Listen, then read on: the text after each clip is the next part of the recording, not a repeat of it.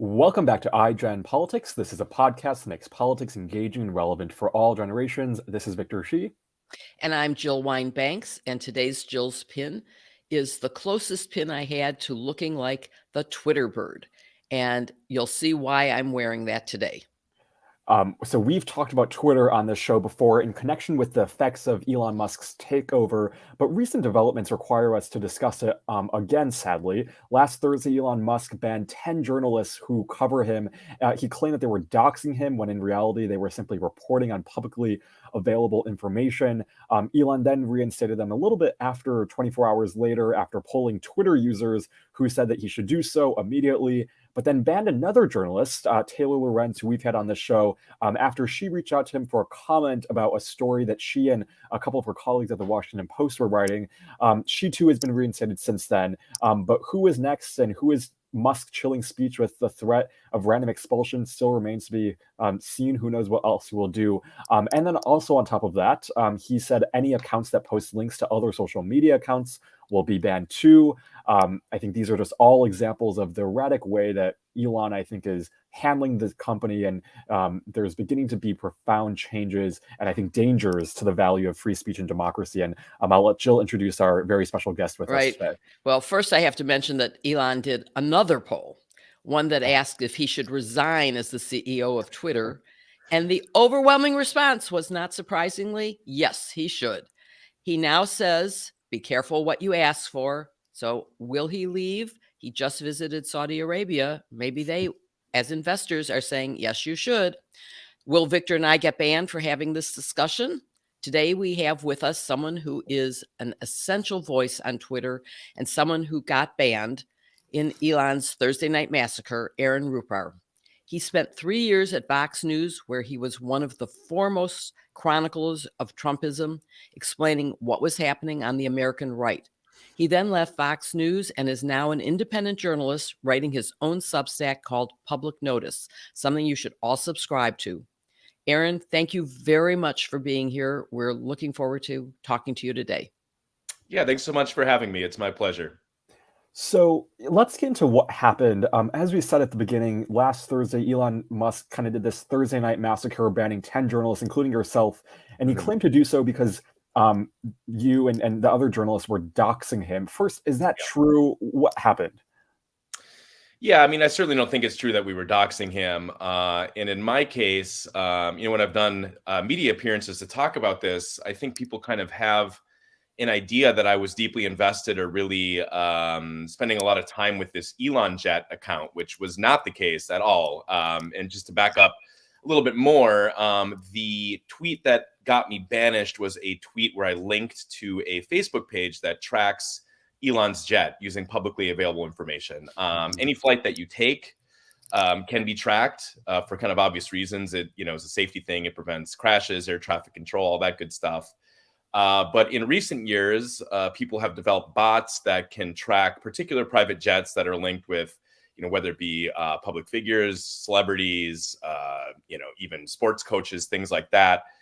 And so in this particular case, Elon claims that people tracking his jet represents a safety concern. He cited this incident with a lot of mystery still surrounding it in California, where he claimed that a stalker was trying to follow his family. It seems like his account of what happened there is questionable at best, and as more evidence has emerged, it seems like the story that he's telling about this threat is a little bit overblown, to say the least. But when I was banned on Thursday, I initially had no idea why. I thought, I've done a number of newsletters critical of how Musk is running Twitter. I've criticized him on Twitter. So, he's replied to me a couple times. And so my first thought was, wow, maybe he's just purging people I just like, liberal journalists. I hadn't heard anything at all from Twitter, so I was kind of left guessing. But then with help from reporters who were actually trying to report out the story of myself and other journalists getting banned, it became clear that beyond all of us being critics of Musk or doing reporting on Musk, the other thing that we all had in common was that we had shared this link to the Facebook page of Elon Jet. And one other bit of context that's relevant is that the Elon Jet page, they had a Twitter account that was doing the same thing, tracking his private jet.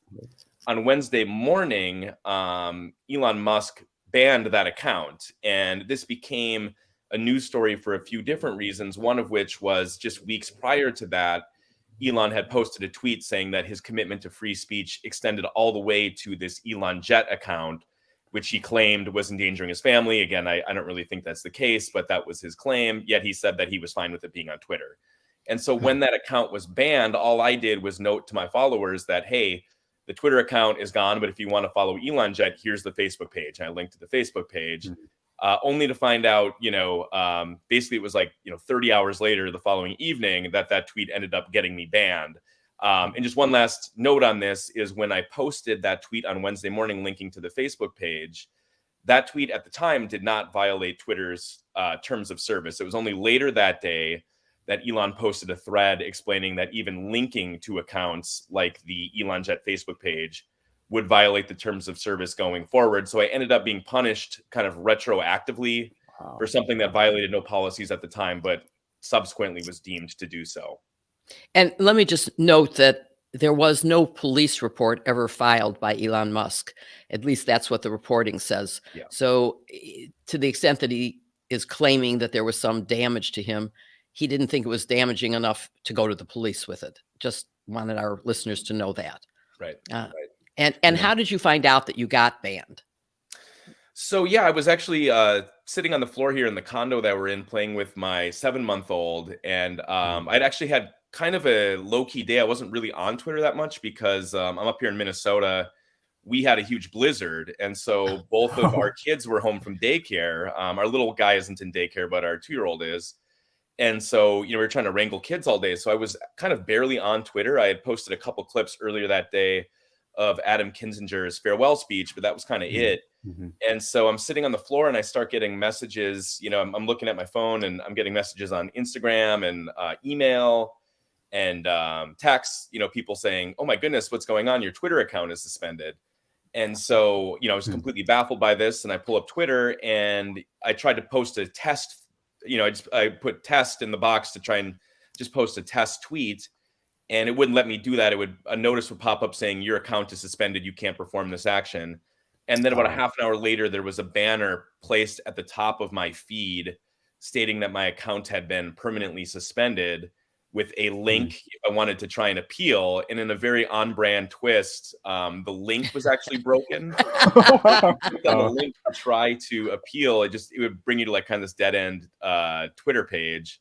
So, even that process didn't work. Even if you wanted to appeal, I kind of assumed that it wouldn't work out if I did. But so, I was pretty dismayed at first, kind of for obvious reasons. When you have 800,000 followers, especially as an independent journalist, those followers are my pool of readers and potential new subscribers. And it's how I kind of get my stuff out there into the world. This experience did kind of make me a lot more active on other platforms. I think I've got like over 60,000 followers now on Post, which is nice. And one of my projects this week, although I'm not sure I'm going to get to it at this point, is trying to get up and running on Mastodon, which is a little more complex. I've got kind of a working knowledge of computer science, but Mastodon, I'm going to need to teach myself sort of how to use it and what server to be on, all that stuff. So I need to clear out some time to do that. But so initially I was quite dismayed, but then within a few hours, Elon posted a poll about when we should be unsuspended. And so as soon as he did that, even though I was told I was permanently suspended, once those polls started getting posted, he ended up doing 2 polls on that topic. It was clear to me at that point that I would eventually be unsuspended. Actually, I was kind of secretly hoping that he would suspend me for at least a week so I could kind of take a week off over the holidays. It ended up only being like 30 hours that I was suspended. But I think the 2 options in the second poll that he posted were either for us to be reinstated immediately or in a week. And I was kind of rooting for the 1 week. The 1 week one. Kind of chill out this week, but it wasn't meant to be. So I want to ask you more about your research on Mastodon and on Post, because I too have set up accounts on those. And the most difficult thing is deciding which Mastodon account you'll be on. The server. What server? I picked Ojai Social. And for no particular reason, except that I had heard of Ojai, and I'm going to Ojai with some girlfriends in a few months.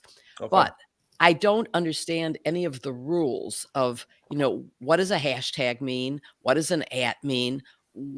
how do you post a picture? How do you answer people who comment to you? Have you found out any of those things yet?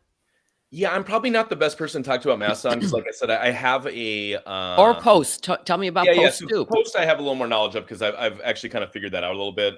Post, I do like aspects of it. I think it has a really kind of slick and clean interface. It's quite easy to use. I've noticed that the user base there is highly engaged. I post things, they get tons of comments, tons of likes, and so people are really using it who are on there. One thing I don't like as much about it is that in appearance it reminds me a lot of Facebook, in the sense that like one of the nice things I like about Twitter is that if since I follow both of you two, if you reply to each other, I'll see your reply in my feed, and it kind of has that conversational component where Yeah. not only do you see the initial post, but you see the replies, and so you kind of see the ensuing discussion about things. On Post, it operates more like Facebook, where like I will share an article or newsletter that I wrote, and then there's a comment section below there so people can comment. But unless you actually pull up the comment section, you're not going to see what people are saying about something that's posted on there. So that to me, is kind of like an inherent drawback. If you like that part of social media, that sort of conversational aspect of it, it doesn't really have that. But the other thing I should note is that they are really kind of building out the site quite rapidly. It's still sort of in a beta mode, so I'm sure it will evolve pretty quickly. Like right now, you can't directly post video in Post. You have to, post a YouTube link or embed a tweet. And so I'm sure the functionality will expand. Mastodon, my understanding is that there's the different servers, and each server has different moderation policies. So that's, I'm not quite sure how you research that before you sign up for a particular server. Because when I signed up for my account, you sort of just had to pick a server. I mean, there wasn't a lot of information about which one, which one would be the best for you, kind of thing. So my sense of Mastodon, again, I'm not an expert, but I do feel like some of the the fact that it's more technically demanding and it requires a more in-depth knowledge of computer science, I think will be a barrier to entry for a lot of people, and part of the thing with social media is the ease of using it, attracts a wide user base. And so I'm a little concerned about that, but, I do think it's past time that people like me or other progressive commentators and journalists kind of branch out, because, my experience over the past week shows how arbitrarily your page or your following, your account can be just taken from you. And so I do think it's important to kind of branch out at this point. And so one silver lining of this whole thing was that it really inspired me to sink some time into figuring out Post, getting busy on there, and now I'm planning, like I said, to do that with Mastodon as well. So I have a quick question about Post. You mentioned it was in the beta version right now, and so I think the features are still developing. But you also mentioned that the comment section is a very engaged part of, I guess, Post. How vicious are the comments there? Is it pretty bad, or is it less, I guess, vicious than Twitter, based off of your experience? I've been blown away with how nice the comments are there, because again, I think most of the people there are left of center, is my sense. Now, I should say I've been much more busy on there actually posting things than like using it to follow. I mean, I follow a number of accounts on there already, but I must confess that I'm still kind of using Twitter these days as like my main, like if I'm just following one social media platform in terms of my news feed, it's Twitter still. So that might change over time, but so I haven't done I haven't invested the time to really have like a global take on like what the user base looks like, but just going based on what I'm seeing in my feed from people that I follow and people commenting. I mean, it seems very supportive, more of a like-minded group of people who are left of center, progressive, and I think we've all kind of experienced on Twitter, especially since they went with the paid verification thing, that like, my verified mentions are just kind of like a cesspool most of the time these days. I think I've probably muted like thousands of accounts. So it's a big, Post compared to that is very, very different in a good way. So yeah, I mean, I am kind of encouraged, getting involved on Post with its upside. I think there is potential there. The one thing that you really can't replace at this point, at least with Twitter, is just the scale. One of the cool things with Twitter is that Pretty much any public figure, brands, institutions, sports teams, they're all on Twitter, right? And Post doesn't really have that yet. That just takes time. But I do think, Elon has been so erratic, and now, of course, there's indications that maybe he's stepping down or will kind of distance himself, so that could change things. But I do think we were really nearing a point with Twitter where, like, consider, like the White House, they're running, Joe Biden has an account. They have all these official White House accounts. At what point does it become such a right-wing cesspool that you kind of cut bait and even posting, if there's, if you run those sorts of accounts, or if you're a brand. And I do think, we already saw some indications of brands saying that they were pausing, or even like, I know CBS News for a minute wasn't posting. And so I do think we were kind of rapidly nearing a point, and maybe we still are, where, tough decisions were going to have to be made. For me personally, it's kind of complex because I don't really feel like I have like the idea of kind of cutting myself off from Twitter because my audience is there seems kind of self-defeating, so that was never really in the plans for me. But, if you're someone like the White House, or, a Democratic member of Congress or something like that, maybe you could do more good by announcing that you are kind of pulling back from Twitter to kind of stop validating it, because the direction that it's been headed has been one that has felt very kind of toxic and unwelcoming, unless you are, one of the like-minded people with Elon, kind of the mega universe. Well, I certainly hope that he steps down and that we can go back to the old Twitter, because I know I really loved engaging with people on Twitter, and I learned a lot from them. I got great input from them, and it was a very valuable tool to reaching out and to getting not just my message out, but to learning from the people who comment on them. So I'm hoping, and I think there are some problems, as you noted, with Mastodon, and Post doesn't even have an app yet. I know that they will eventually, but it makes it harder to post on it because you have to do it from, post.news.com / it's not as easy as just clicking an icon.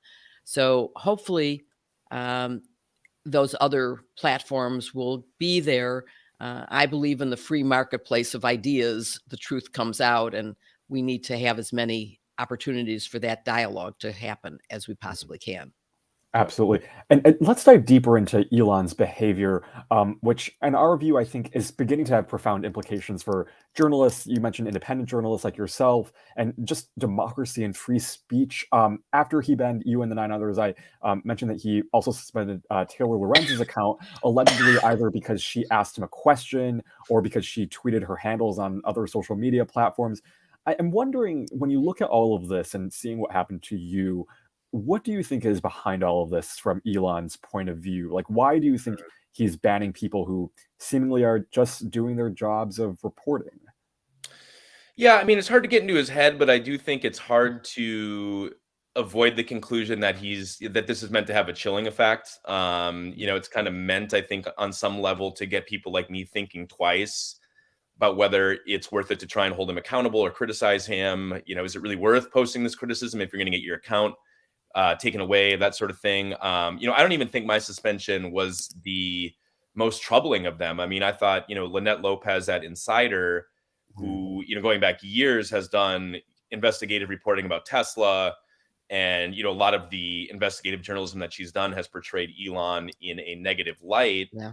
I haven't followed in the last couple days, but I know that over the weekend she was saying that she was banned and not offered any explanation whatsoever, and Twitter hadn't commented on it. And so to me, that one really seemed like kind of just blatant retaliation. Like, at least in my instance, there was kind of this pretend reason, right, that we had endangered his family. I mean, at least they had a reason. In her case, I don't even think they have that. And the same thing with Taylor, where I know that she had basically deleted all of her tweets before she was banned. So there are only 3 tweets even live on her page. And then, hours after she was banned, Twitter came out with that policy about not promoting other social media platforms. And there was some insinuation that she had violated that. Now it seems like they have rescinded that policy, right? Because they deleted the big Twitter thread where they announced that. So I don't even know if that's even operative at this point. The prohibition against promoting your other accounts on Instagram or Mastodon, things like that.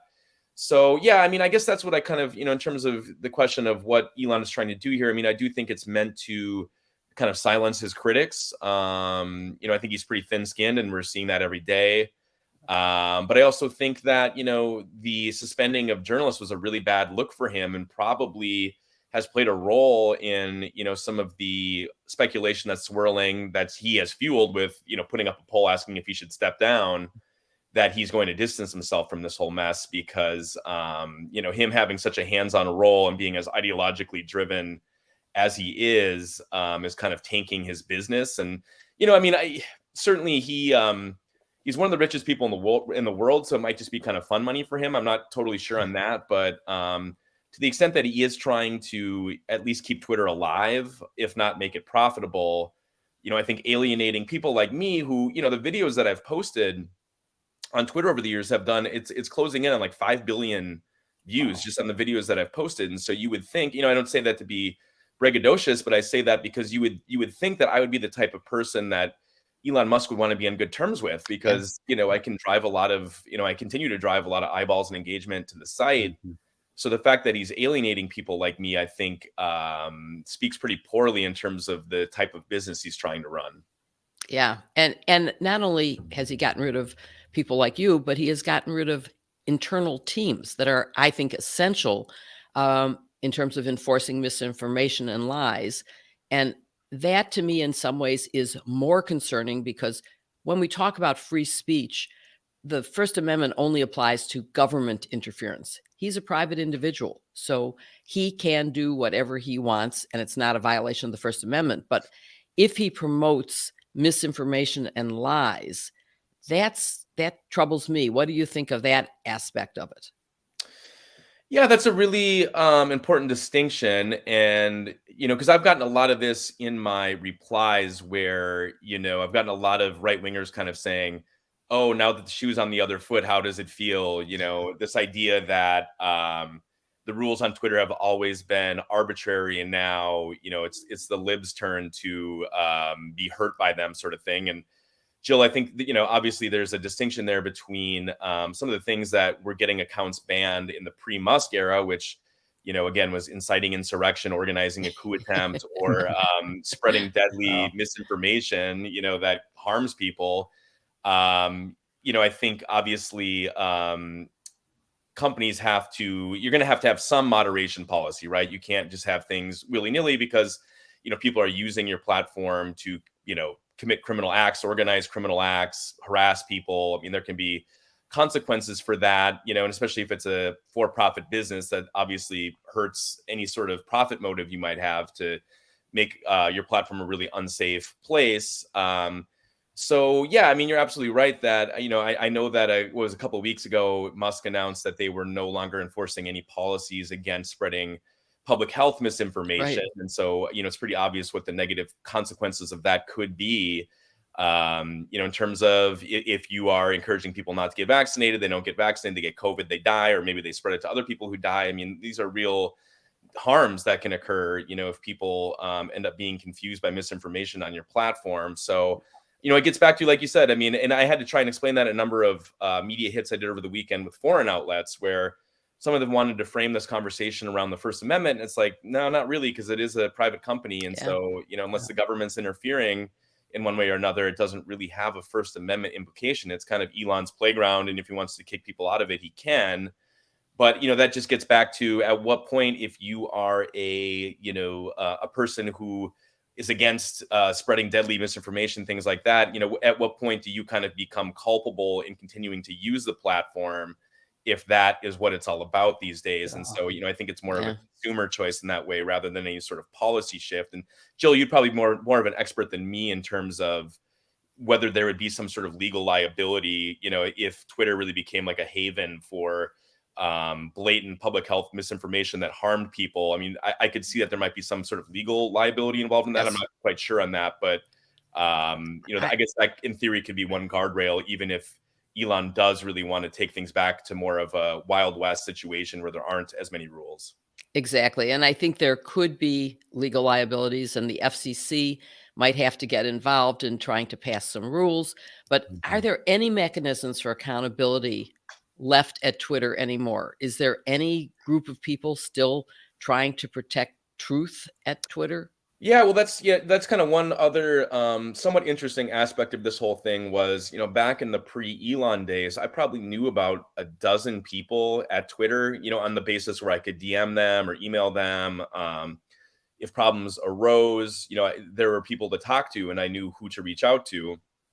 Every single one of those people has either left or been fired. So it was at a point Mm. where I was basically like everybody else when I was suspended, just waiting for Elon to tweet about it because, I didn't know who to reach out to. Like I mentioned, their formal process didn't even work for filing an appeal. So, Oh. yeah, I mean, I don't know who's left there. It's obviously a very bare bones situation, but then that also raises questions about like, what if, like I'm sure you guys are aware of JoJo from Jers, Yes. Yes. and her account was hacked this week. Last I saw, it was still controlled by hackers. And I feel like in a previous era, if people were mass reporting an account for being hacked, there would have been some sort of action taken. And her Yeah. account was controlled by hackers for at least a day, and it might still be. And I just don't know if there's really infrastructure at Twitter to deal with things like that. If you report someone for threatening or harassing you, who is dealing with that, and on what Yeah. time frame will they get around to it, kind of thing. And so, that does, for me, one thing that during COVID quarantine, our 2-year-old daughter Mia was born in May 2020, and so everybody was quarantined. It kind of became this thing where so many people took pleasure from me posting photos and videos, Yeah. cute Mhm, family mhm. things. And that kind of became a hit over COVID. But, it got to the point where it just, and it probably shouldn't have been, it was probably not a smart thing to do from the beginning, but especially with Elon running it, it just got to a point where it no longer felt safe or responsible to post any sort of personal Wow. stuff Wow. on Twitter, and that's just one little, implication of all of this. But it does really feel like there isn't any sort of infrastructure in place if you report harassment, doxing, those sorts of things. There's just no staff left to deal with it. And even if there was, it seems like the ideological mission is to kind of deconstruct the rules rather than enforce them. So yeah, it was kind of a unfortunate thing, because my first thought when I was suspended was, well, I could reach out to person X, Y, or Z at Twitter. And then as I was kind of Wow. taking through the options, it was like, no, they're not there. They're not Uh-huh. there. They quit, and so there's just no one left to appeal to at this point. Well, we hope that Twitter survives because I think it provides an essential role for journalists, for democracy. But we want to get into, aside from you being banned from Twitter, you're also a journalist who focuses on the far right. And I think that is so important, especially now, to shed light on that. So we want to ask you about that and the role of independent journalists in the media and exposing and pushing back against the far right. You spent 3 years at Vox with a V, covering the far right. Talk to us about what you learned during your time covering that movement when you were there. Well, I was covering more specifically Trump and the Trump White House, which I guess is part of the far right. But I wouldn't say that I'm the type of reporter who, like, I never really went like super deep on like the Proud Boys or some of these more organized far right groups. But so basically what happened was, I started at Think Progress, was my first job, which no longer exists, in national media, and I was an editor there. But when I started in early 2016, they had a need for someone to cover the Republican primary, which was happening at the time, which was something I could do even though I was an editor from the newsroom. But what that led to was watching a lot of Trump rallies, basically covering Trump, because at that point it was already pretty clear that he was going to win the nomination. And so, eventually, as his presidential campaign unfolded that summer into the fall, it ended up with me watching a ton of Trump rallies. And in early 2017, I got into posting video, kind of in real time, covering his rallies, covering the White House press briefings, congressional hearings, that sort of stuff. And so that was kind of my beat, like Trump and the Trump White House, basically all the way through his presidency. And obviously that intersects quite a bit with the far right. You had someone like Mhm. Steve Bannon, who has a lot of connections in that world, or Roger Stone. And those are people that I covered. But I would want to kind of, I do want to draw a little bit of a distinction, because I wouldn't consider myself to be an expert on, the kind of far right organizing, or Right.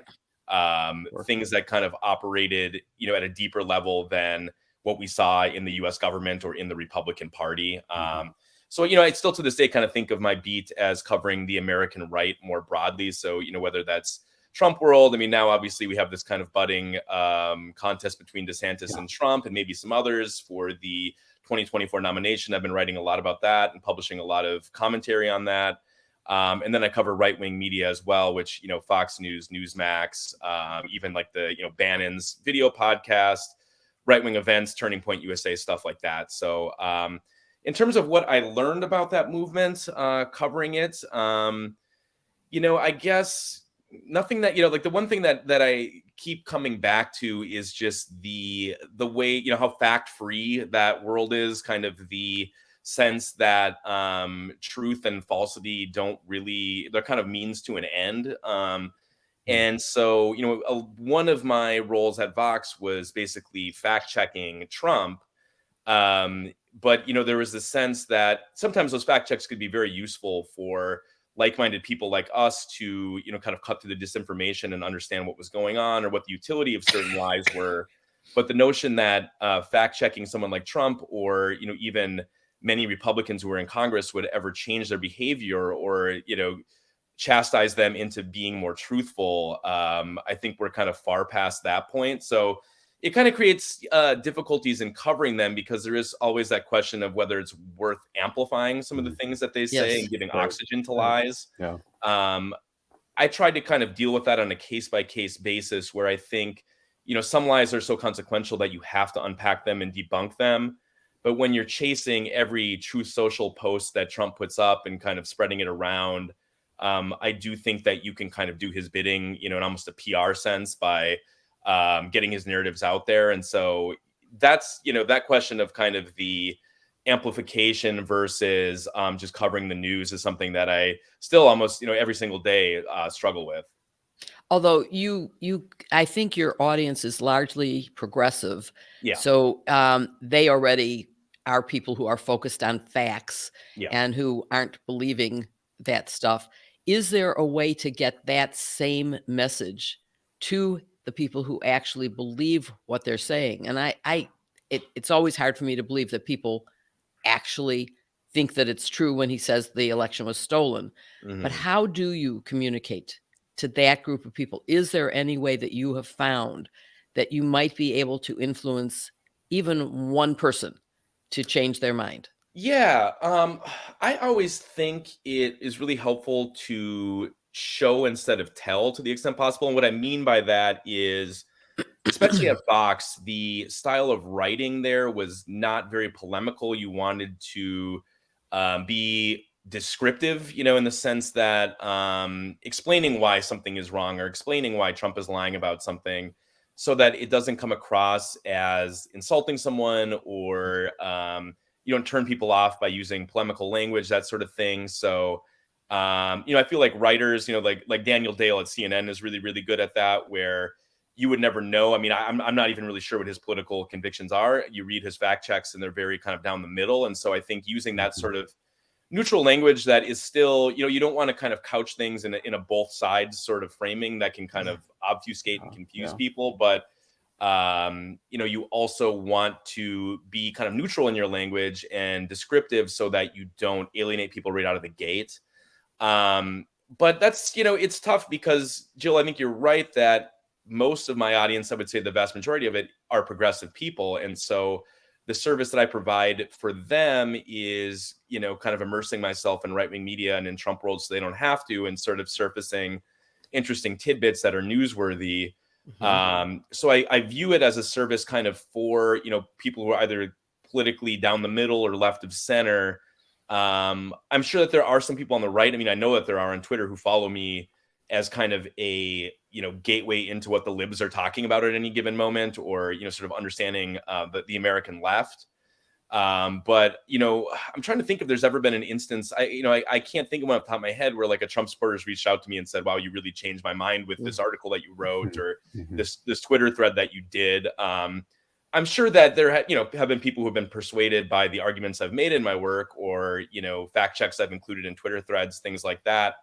But I'm not sure I have all the answers on that. I mean, it's a really difficult subject, but, I try not to alienate people who might be open-minded to being persuaded about things. So I think that's more of like kind of styles of communication than anything else. But I wish I had the answers because, I'd run like a political consultancy or something if I did. I mean, I know for a lot of young people, especially, I mean, that I think to live in a world where facts don't matter, and Jill and I, we often talk about this during the Nixon era. It was, you only had such a limited pool of information. The facts were ultimately what prevailed at the end of the day. But when you have so much misinformation and disinformation on lies, I'm just wondering if you can kind of pull that thread for us. Like, how do you wrestle between, I guess, covering something? You mentioned, not covering every single Trump Truth Social tweet, but when it comes to his rallies, when it comes to posting that, like, what is the balancing test for you ultimately in that decision? Yeah, it's definitely more of an art than a science, I would say. But I try to think through things in the framework of what is newsworthy. So, for instance, if Trump is on stage calling Liz Cheney a rhino, basically insulting people, things like that, I don't think that's particularly newsworthy, his insults. Nor is that really something that I feel is important to share with my audience. But if he's on stage, for instance, his most recent speech was to literally announce his presidential campaign. So obviously that's newsworthy that he's officially running for president again. Or when he was president, and he would announce some executive order that he was going to sign, or some sort of agenda item that he was pushing. Those are newsworthy things, especially when he was president, because everything that you say when you're president is newsworthy. I mean, that can translate to policies that impact people, just to things that can impact our country. And so I think getting that stuff is out there. Again, I would put kind of his insults in a different box. But there is also the sense in which Trump can kind of wear people down. I mean, one that comes to mind is when he would call MS-13 members animals, and use like really dehumanizing language, which I thought was really inappropriate for a president to use. I mean, certainly we can say MS-13 is terrible and there are terrible people within MS-13, but to call kind of a whole category of people animals, and talk about how bloodthirsty they are and use really violent rhetoric surrounding a whole class of people is very dangerous, especially coming from the president. But Trump would do that so often that, by like the fifth or sixth speech when he was saying this, it's like he would kind of almost wear me out too, where it's like, do I really need to even post this clip of him saying this at this point? Yeah. Because, everybody kind of understands what's going on. And so that's one way in which I think he would normalize really kind of dangerous and extreme stuff like that. So, it is really kind of a case by case thing. I mean, like even just before we got on this podcast, I saw that he was posting a series of posts on Truth Social, kind of hitting back at the January 6th committee and, in kind of really over the top rhetoric, proclaiming that the 2020 election was rigged by the FBI and all this silly stuff. And, I actually had a tweet drafted that was basically, something along the lines of racking my brains to remember who was president in 2020, because one of his posts was the government rigged the 2020 election. It's like, well, you ran the government in 2020. And then also he handpicked Christopher Wray as FBI director. So that was his guy, and now he's trying to portray him as some sort of left-wing plant. But I ended up not posting it because it's just like, it's not really new. I mean, I think we kind of understand what's going on there. Now, I think there is kind of an interesting debate about the amplification issue. And, someone that I listen to on this is Josh Marshall at TPM. And his view on it is that, this idea that we shouldn't amplify Trump is kind of silly because his followers are listening to him. His message is going to get out to the people that he wants to hear it. And so it's incumbent upon us, if we're trying to understand and be prepared for what's coming with the Republican Party and with Trump, to pay attention and to get that out there and not kind of put our heads in the sand and pretend that if we don't look at the monster in the corner, it'll go away, sort of thing. And I do find that to be a pretty persuasive viewpoint, but I also don't necessarily want to pollute my timeline or the brains of my followers with every stray thought that Trump has. And so I just try to be judicious.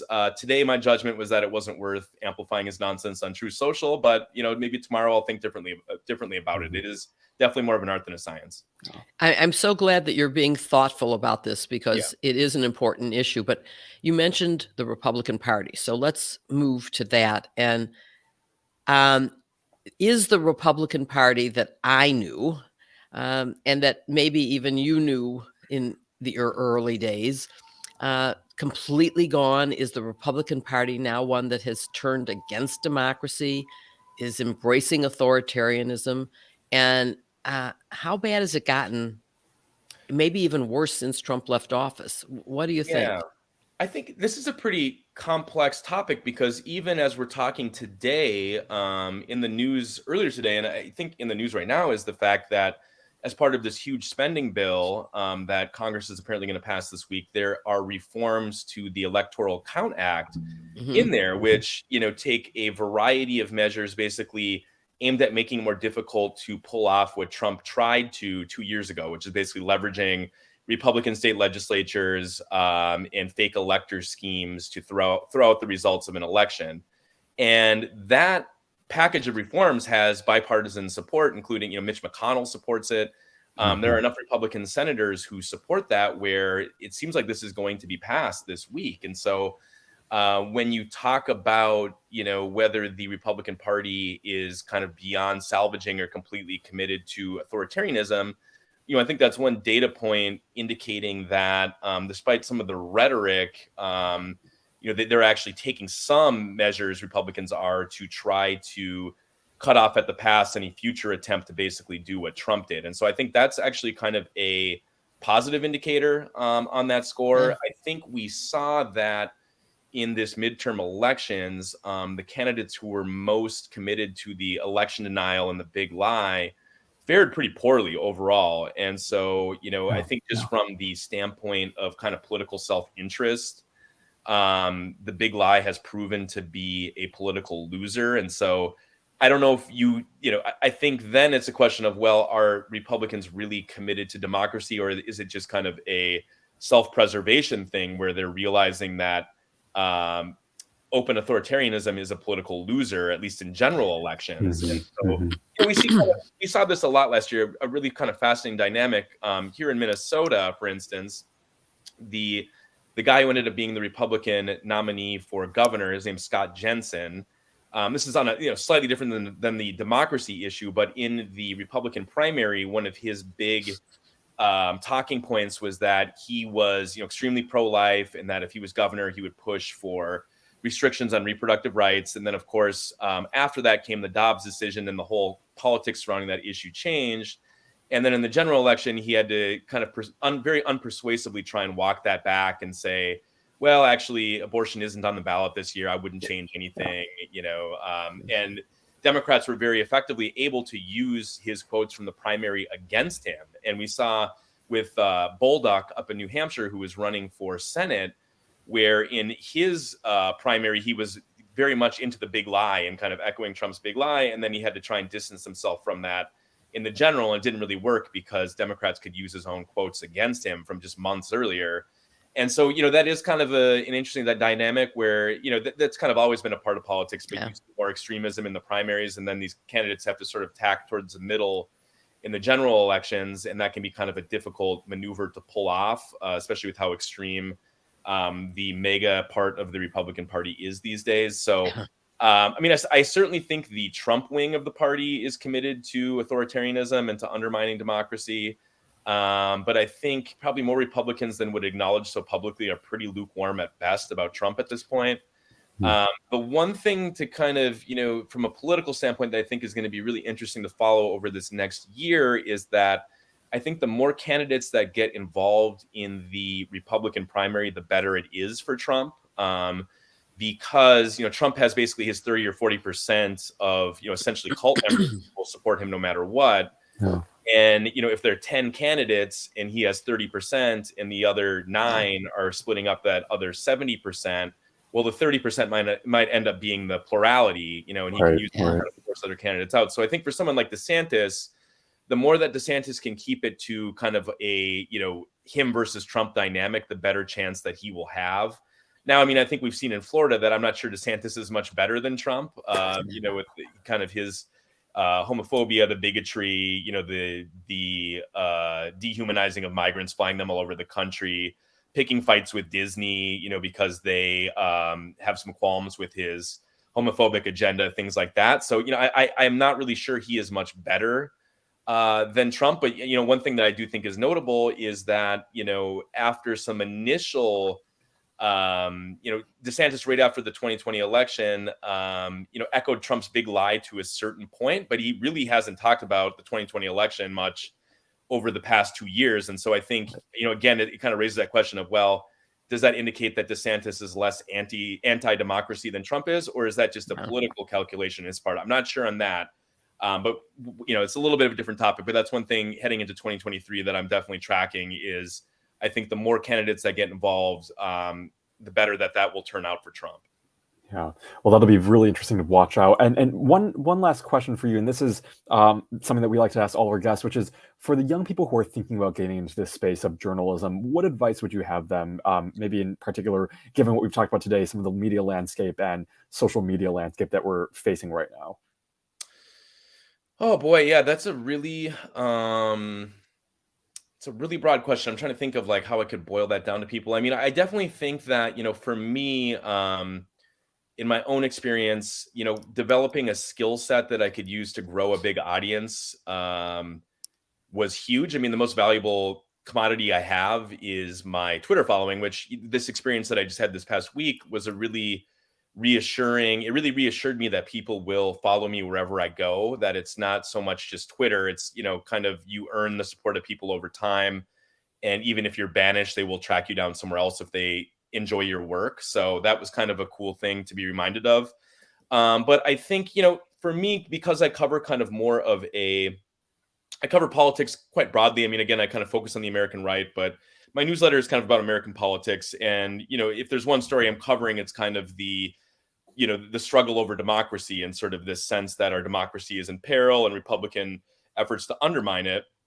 But I'm not really like a specialist in the sense that I don't have like a niche area of coverage.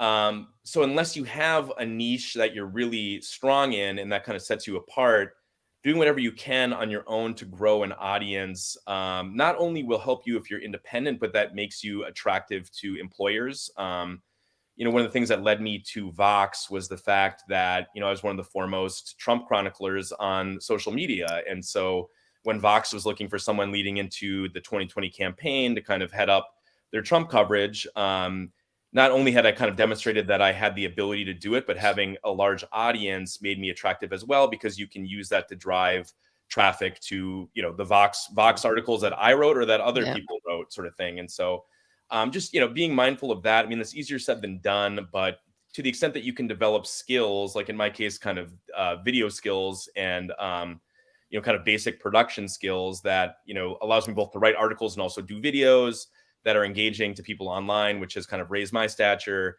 Just being mindful of ways that you can grow an audience on your own will help you no matter where you find yourself in your career, whether you're on your own or trying to find a job through a traditional employer. Well, that's great advice for our younger listeners who are thinking about journalism as a career. And of course, you need a factual basis as well. So you need to develop some actual knowledge of an area so that you can cover it, or at least learn a way to get the facts, which is what journalists do, is they learn how to ask the right questions at the right time. And Aaron, you've been doing that for a long time and serving your viewers and listeners very well. So thank you for that. And thank you for joining us today. Yeah, Jill, Victor, thanks for having me on. I really appreciate it. Be happy to do it again down the line. So great. Thanks so much. Thanks again. Of course. We'll look forward to it. Yep. Happy holidays. Happy holidays.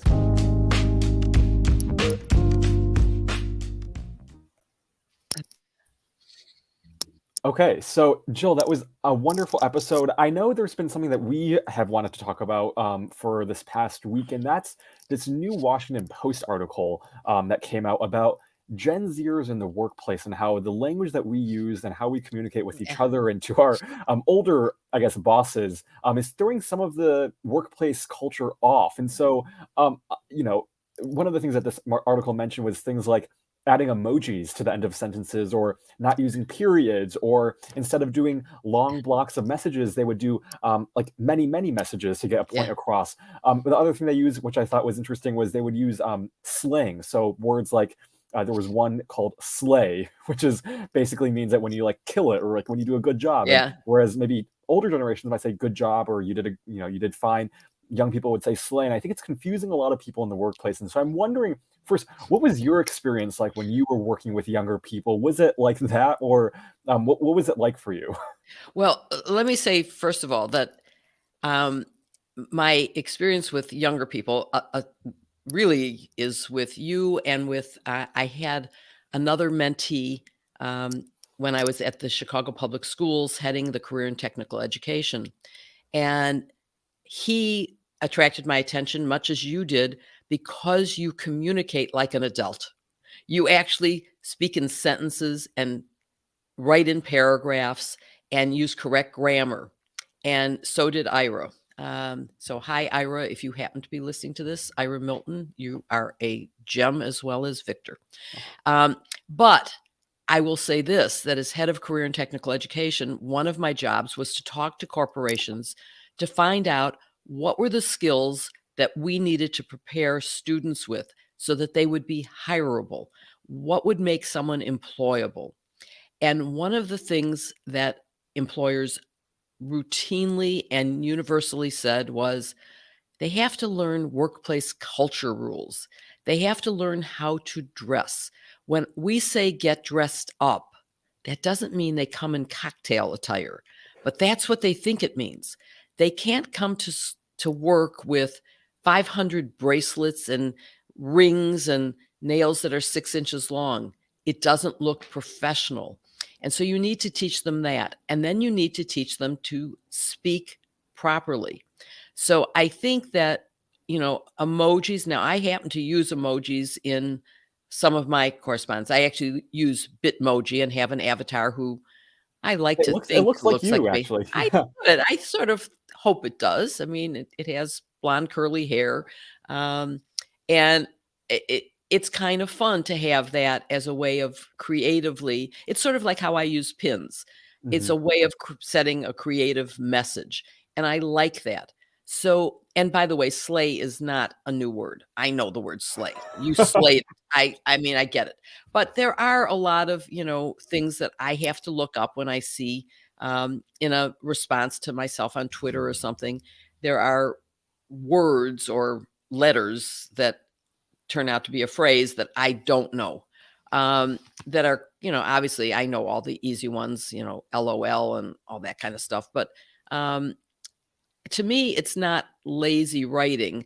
When you're typing in a text, it's a Mhm. lot easier to say LOL than to write out the whole thing. Yes, yes. So I think that the workplace is going to have to adjust to it and get used to it and learn to accept what is, it goes back when I was at the Pentagon, there was a big issue about, I'm trying to remember what it was called, but there were certain words that were used in the African American community that weren't used in the white community. And Mm, people were mhm. being penalized for using that because you Of had to course. speak like the majority of people.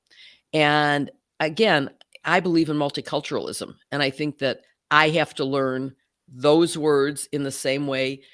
But on the other hand, when you're making a presentation to a client, it's one of the things we taught students at CPS. You have to be able to communicate. That's the basic goal. Yeah, And so you yeah. have to think about what will your audience understand. And if you're talking to a senior person, to a boss who's not going to know the words you're using, you're not going to be communicating. And that goes back to my first year in Journal School. I used the word conflagration and I got it back with a big red X through it saying, if you fire, say fire. Don't use the fancy words. Use words that your audience will Yeah, understand. yeah. So I don't think anything has changed. It's we have to use words that are universally understood and that have the same definition. I feel like for a lot of young people, at least, when I hear you talking about that, I read this one article by the New York Times, and you know me, I'm an old soul, and so I tend not to, I tend to follow the formalities. Over the summer, I was at the White House interning, and every single day I would go in with a suit and tie, no matter how much I hated it. I knew that it made me look more presentable and it made me Yeah. look more professional than it had I come into, what some of my friends who work in the CS or tech industry do, which is they just go in shorts and a t-shirt. But I think a lot of Gen Zers feel like a lot of those formalities at work just aren't really necessary anymore. And so they feel like now they have to completely change the workplace culture. It shouldn't be so stringent. It shouldn't be so strict. And so I think there's this kind of Gen Zers, at least, there's this kind of, in general, there's a sense of we want to take things from what it once was and kind of reinvent it and make it our own. And I think that's part of what we're seeing. And in terms of communication, I think social media has to do a huge role in terms of how we communicate in the workplace. There was one mentioned in that Washington Post article too, which is about just emojis and the use of emojis. Thumbs up apparently is too dull. Instead, we want things like I don't know, like a heart, or like one of the smiley faces with hearts around it, because it conveys more emotion. And I think there's a lot of more kind of, I don't know, maybe Gen Zers just like more of like making emotions intentional, making it clear. The thumbs up is just kind of a boring, I don't know, emoji that might be boring, but it communicates. I get when you send me a thumbs up, it means, yeah, it's okay. Yeah, it's okay. If you send me a thumbs down, it means the opposite. And so it's not just, it's also how you dress. And look at Sam Bankman-Fried. I mean, he got billions of dollars from people dressed the way he dresses. I wouldn't give my money to somebody who had messy hair and sloppy shorts and t-shirts hanging out. I mean, it just doesn't look like someone who takes serious. And obviously I would have been right. He didn't take it seriously. He didn't. That's why all those people lost their money. So I think it is an evolving society. When I started practicing law, I could not wear pants. I had to wear a skirt no matter where I was. And then they got to casual Friday, one day a week. Everybody was allowed to wear either jeans, or for women, we could wear pants instead of a skirt. And then it got to be every day was casual Friday. And so I think, I don't judge people so much on that, but messy is messy. And, wearing a clean pair of pants and a shirt, that's fine. Wearing ripped jeans and dirty pants, and that just doesn't present someone who looks serious about their endeavors. So I think it's going to be changing. But it's interesting. The sisters-in-law talked about recently about the use of emojis and the use of exclamation points. Oh, yes. And whether you use them or not. And I think it goes back to that whole, like, we like expression. We like people who are willing to express, and an exclamation point, at least, I was taught when I was younger, and this maybe goes back to like the old soul part of me, but one of my teachers told me, don't use more than 1 or 2 exclamation points in an email, because then it looks disingenuous, or you're trying to be fake. But a lot of people, my friends, they don't just use one, they use like multiple at the end of each sentence. And so it's, I think it's interesting to see this use of exclamation points versus periods. And I think a lot of younger people that I know, at least, tend to use exclamation points more than periods by far. Well, I think, again, it's one of those things, if you overuse it, then you're not emphasizing anything, because it's just routine. If you only use it, 3 times in a long piece, then you know that you're expressing something different, and your reader knows that you're expressing something different. So I do use exclamation points, and hopefully not too often. And I very, very seldom use more than one. But I have used more than one if I'm really excited. And I've even used all caps, for one word, maybe to draw attention. I know that means you're screaming on Twitter. I'm hoping, by the way, going back to our conversation with Aaron, that someone will come out with a publication that says, what are the rules for all these new platforms? I don't understand. I understand what a hashtag means on Twitter. I understand what the @ means. I don't know what it all means on the other places. And I need someone to tell me, how do I respond to people? How do I comment back or reply to comments? I haven't learned that yet on any of these platforms, and I miss the conversation. So that's why I'm sticking with Twitter while I can. We need like an AP style guide of like social media platforms. And I'm sure, our audience is talented. I know there are some very capable people in our audience. So if any of you guys want to get started on this project, it'll go a long way. We will amplify it. So if you want to create this AP style guide for social media and Mastodon and Post and what these words mean, feel free to do so. Yeah, We will or definitely be email us appreciated. at Or email us. Politicon. Yep. We are at igp@politicon.com, or you can tweet us. I think you can include PDFs on Twitter. So if you want to download it as a PDF, we will also see it there. But that was a fascinating conversation. I think it'll be interesting to see what happens in the workforce now. I think Gen Z and how we present ourselves in the workforce is quite interesting. And that article got a lot of attention. I know Yeah. some of my friends were talking about it, and there's some of my friends who I'm like, this applies very much to you in terms of they wear ripped jeans and they wear baggy t-shirts. I'm like, might want to reconsider, but it was an interesting piece, and we hope you enjoyed this episode with Aaron Rupar, and that you will come back next week. We will hopefully be doing somewhat of a different episode, so stay tuned for that, and be sure to like and subscribe. In the meantime, we are at youtube.com/politicon, and be sure to share this video with anyone you know, and we hope you have a great Christmas, a great start to your Hanukkah, and just a great holiday season until next week. Thanks so much, and we will see you next week for another episode of iGen Politics.